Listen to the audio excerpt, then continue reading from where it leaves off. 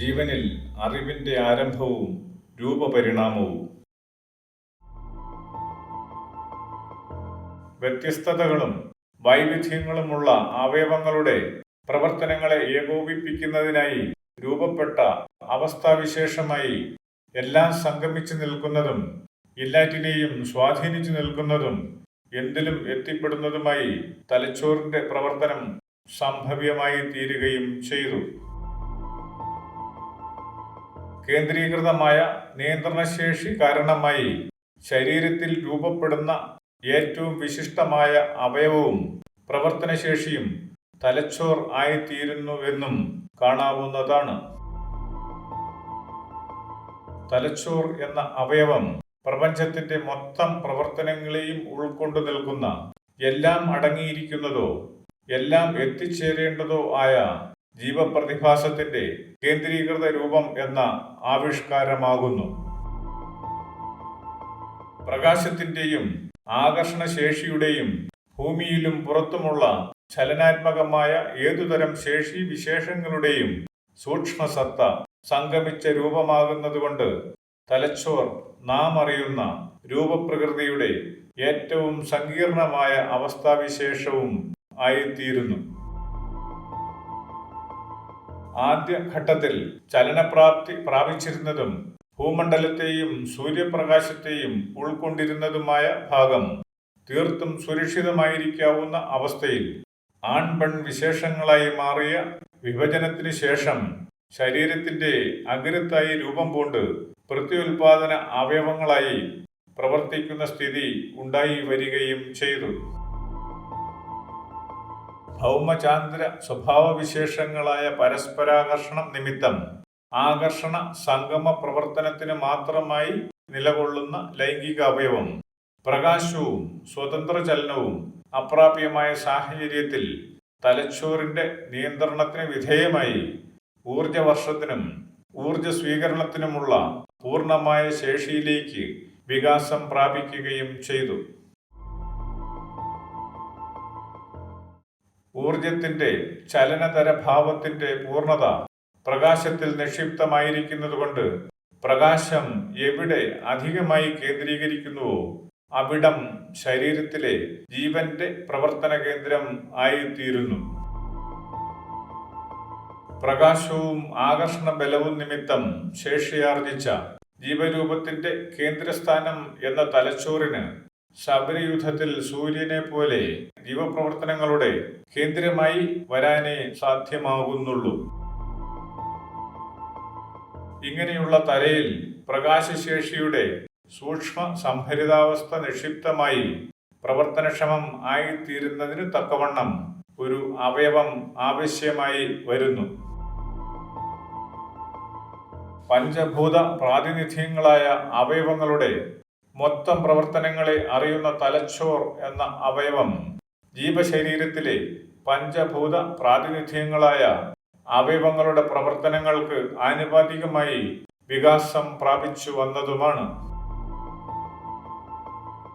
പ്രകൃതിയിൽ ഉള്ളതിൻ്റെയെല്ലാം കാരണതര വിശേഷങ്ങൾ ജീവശരീരത്തിൽ സൂക്ഷ്മമായി അടങ്ങിയിരിക്കുന്നതുപോലെ ശരീരത്തിൽ ഉള്ളതിൻ്റെയെല്ലാം സൂക്ഷ്മമായ പ്രവർത്തനക്ഷമതയും ഒത്തുചേരുന്ന കേന്ദ്രീകൃത സംവിധാനമാണ് തലച്ചോർ.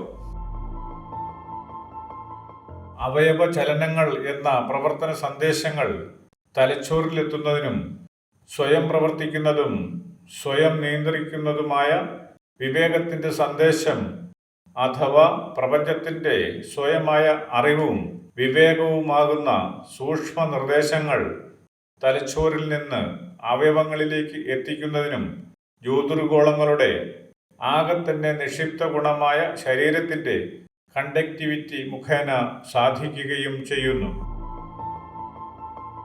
ഇപ്രകാരം വിവേകത്തോടെയുള്ള ജീവപ്രവർത്തനങ്ങളുടെ നിയന്ത്രണ കേന്ദ്രമായി നിലകൊള്ളുന്ന തലച്ചോർ അതിന്റെ വൈഭവം വ്യക്തമാക്കുന്നതുപോലെ തന്നെ പ്രകാശവും ആകർഷണശേഷിയും ഉൾക്കൊണ്ടു നിൽക്കുന്ന ഊർജ സ്രോതസ്സായ സൂര്യന്റെ പ്രവർത്തനം എന്ന തുല്യതയും അറിവ് എന്ന പരിപൂർണതയിൽ പ്രപഞ്ചത്തിന്റെ നിർമ്മാണ പ്രവർത്തന കാരണമായ സൂക്ഷ്മ ശേഷിയുടെ പ്രാതിനിധ്യവും ആകുന്നു.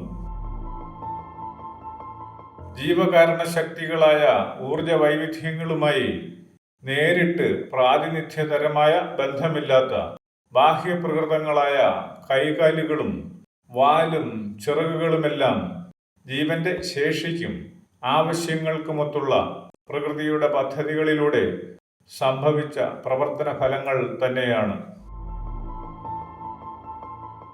വികാസം പ്രാപിച്ച ജീവന്റെ തലച്ചോറിൽ നിന്നുത്ഭവിക്കുന്ന നിയന്ത്രണ നിർദ്ദേശങ്ങൾക്ക് വിധേയമായി പ്രവർത്തിക്കുന്ന ബാഹ്യതരമായ അവയവങ്ങൾ ജീവിക്കുന്ന സാഹചര്യത്തിനും ആവശ്യങ്ങൾക്കുമൊത്ത് രൂപതരമായ വ്യത്യസ്തതകൾ ഉള്ളതായി തീരുന്നു എന്നു മാത്രം. തനതായ നിയന്ത്രണത്തോടെ പ്രവർത്തനം സാധ്യമാവാതിരിക്കുന്ന ഈ അവയവങ്ങൾ പഞ്ചഭൂതങ്ങളുമായി പ്രത്യക്ഷ ബന്ധമുള്ള അവയവങ്ങൾക്ക് വേണ്ടിയും അതുവഴി ജീവന് മുഴുവനായി തന്നെയും പ്രവർത്തിക്കുന്ന കേവലമായ ആജ്ഞാനുവർത്തികളായി നിലകൊള്ളുന്നു. ജീവശരീരത്തിന് ഒത്തവണ്ണം ശരീരത്തിന്റെ സ്ഥിരത നിലനിർത്തുന്നതിനായും ശരീരത്തെ ബലവത്താക്കുന്നതിനു വേണ്ടിയും സംഭരിതമായ കഠിന പദാർത്ഥങ്ങളുടെ സംഗമമായി രൂപപ്പെട്ട അവസ്ഥയാണ് അസ്ഥികൾ.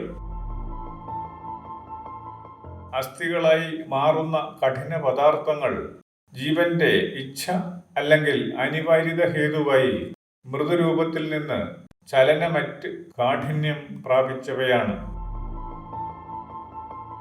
ജീവന്റെ അനിവാര്യത കാരണമായി ജീവരൂപത്തെ ശക്തമാക്കുന്നതിന് വേണ്ടി രൂപം പൂണ്ട എല്ലുകൾ ഭൗമപാളികളായ കാഠിന്യം എന്നതുപോലെ ജീവരൂപത്തിൽ നിലകൊള്ളുകയും ചെയ്യുന്നു. ഉടൽ എന്ന അടിസ്ഥാന രൂപത്തിൽ നിന്ന് വളർന്നു നിൽക്കുന്ന ജീവികളുടെ കൈകാലുകളും ചിറകുകളും അസ്ഥി കൊണ്ട് തന്നെ ബലപ്പെടുത്തപ്പെട്ടവയും ആവശ്യങ്ങൾക്കനുസരിച്ച് വീണ്ടും വീണ്ടും സന്ധികളുണ്ടായി വികസിച്ചവയുമാണ്. അതായത് അസ്ഥിസന്ധികളിലൂടെ വികാസം സാധ്യമായ ജീവരൂപം കാണിക്കുന്നത് ആവശ്യങ്ങളും ലക്ഷ്യങ്ങളും പ്രവർത്തനങ്ങളും അധികമായുള്ള ജീവനെയാണ് എന്നു വരുന്നു. ജീവന്റെ ശേഷി വികാസത്തെ ദ്യോതിപ്പിക്കുന്ന കൈകാലുകൾ സാധാരണയായി ഉടലിന്റെ അഗ്രഭാഗങ്ങളിൽ നിന്ന് രൂപം കൊണ്ട് വികസിച്ച് സന്ധികൾ മുഖേന ദൈർഘ്യം പ്രാപിച്ച് അവയുടെ തന്നെ അഗ്രഭാഗത്തെത്തുമ്പോൾ നിരവധി സന്ധികളും ത്വരിതഗതിയിലുള്ള ചലനവും സാധ്യമാകത്തക്ക വിധത്തിൽ പ്രവർത്തനക്ഷമത കൂടുതലുള്ള ആക്രമിച്ച് ഭക്ഷണം തേടുന്ന തരം ജീവികളിൽ സംഭവിച്ചിരിക്കുന്നു.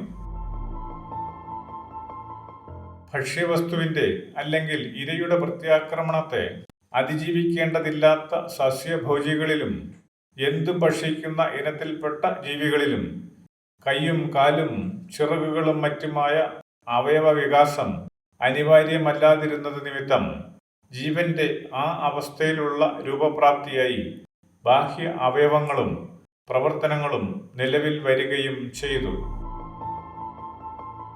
ഉപയുക്തമാക്കുന്ന ഭക്ഷണത്തിന്റെ വൈവിധ്യങ്ങൾക്കൊത്ത് സംഭവിക്കുന്ന ശരീരങ്ങളുടെ വൈരുദ്ധ്യം കാണുമ്പോൾ ജീവന്റെ ആർജിത വിശേഷങ്ങളുടെ വൈവിധ്യങ്ങളെയാണ് ശരീരവും പ്രവർത്തനങ്ങളും പ്രതിനിധീകരിക്കുന്നതെന്ന് വ്യക്തമാവുകയും ചെയ്യുന്നു.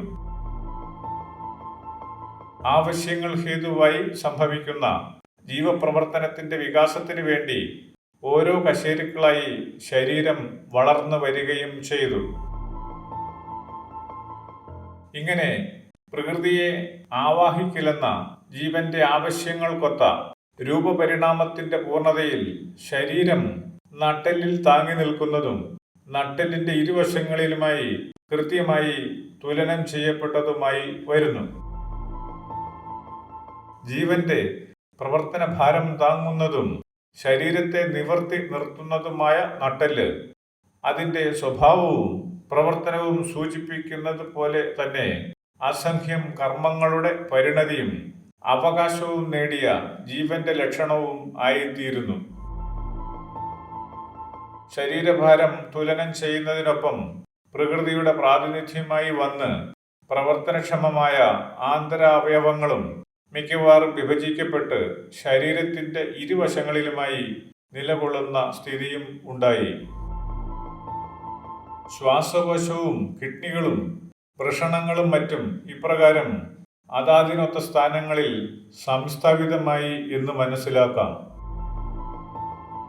ഹൃദയത്തിന്റെ പ്രവർത്തനം എന്നത് ജീവന്റെ അടിസ്ഥാന രൂപവും മറ്റ് അവയവങ്ങൾ ഹൃദയം എന്ന രൂപത്തിൽ നിന്നുള്ള വികാസവും എന്നതായി സംഭവിച്ചത് ആയതുകൊണ്ട് ഹൃദയപ്രവർത്തനം വിഭജിതമാവാതെ നിലകൊള്ളുന്നത് ആയിത്തീരുകയും ചെയ്തു.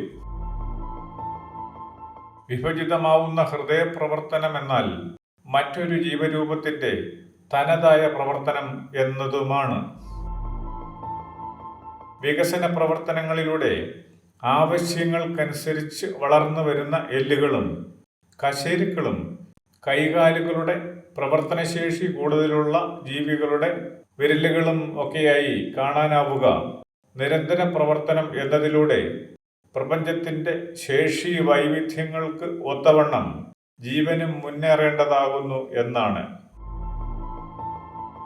ജീവന്റെ വികാസത്തിനൊത്ത് പരിണാമ വിധേയമാവുന്ന രൂപത്തിന്റെ യോഗ്യത എന്നത് ഭൂമിയുടെ ഗോളാകൃതി എന്ന അവസ്ഥയുടെ സൂക്ഷ്മ ഗുണവും പിന്നിട്ട് ബാഹ്യലോകങ്ങളിലേക്ക് വളർന്ന് വികസിച്ച് സൂക്ഷ്മശക്തിയായി തീരേണ്ടുന്ന ജീവനെയാണ് കാണിക്കുന്നത്. സൗരയൂഥത്തിന്റെ കാരണ സൂക്ഷ്മശേഷികളെ ആവാഹിച്ച് സൗരയൂഥം എന്ന സൂക്ഷ്മമണ്ഡലം കടന്ന് പ്രപഞ്ച കാരണശേഷിയോളം വളരേണ്ടത് ആയതുകൊണ്ട് തന്നെ ഭൂമിയിൽ ജനിച്ചതും ഭൂമി പോലെ തന്നെ ഗോള സ്വഭാവമുള്ള സൂര്യചന്ദ്രന്മാരെ കൊണ്ട് ജനിച്ചതുമെങ്കിലും ജീവന് ജ്യോതിർഗോളങ്ങളെ പോലെ ഗോളരൂപം ഇല്ലാതിരിക്കുകയും ചെയ്യുന്നു.